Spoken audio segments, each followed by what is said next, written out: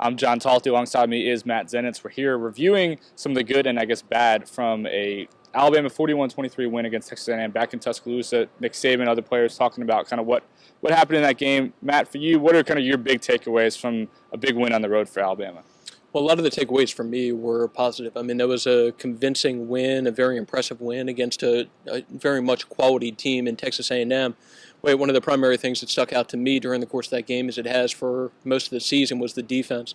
Texas A&M entering that game was 15th nationally in scoring. Kyle Allen is arguably the best quarterback in the SEC. A lot of weapons on that offense, and not including a punt return by Christian Kirk, which is obviously something that the defense did not allow. Texas A&M only had 16 points. That was 23 points below their scoring average for the year, only had 316 yards of total offense. This Alabama defense, as they've continued to show during the course of the year, is one of the best in the country, if not the best, and that was just another impressive performance for them. And I mean, anytime you look at that game, or just thinking back at that game, one of the primary things that has to stick out is Derrick Henry, especially early on.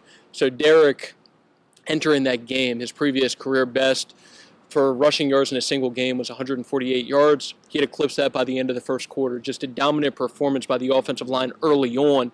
Texas A&M adjusted some from there, played a little bit better against the run as the game went on, but Derrick had 153 yards during the course of the first quarter, finished with a career-high 236, and it was just a positive performance for them in terms of continuing to establish the kind of offensive identity that they want to, and just that overall physicality along the offensive line. Yeah, man, as you mentioned, both defensive secondary and offensive line, Derrick Henry moving well. I guess the one negative takeaway is special teams, which has been a struggle for this team at times. Adam Griffith has had his ups and downs.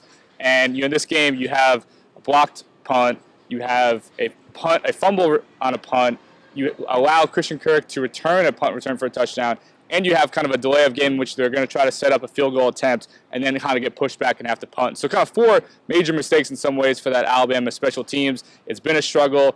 Griffith did his part and made 2 field goals, but you know that it's going to be something that they're going to have to kind of stress, and something that kind of really was a big reason why they lost to Ole Miss. There's 2 fumbled kickoffs, and so if these kind of things keep popping up, this could be the thing that maybe derails this Alabama team that's played very well in most other areas. We'll have a lot more coverage on AL.com the rest of the week from that game, and also looking forward to Tennessee next week.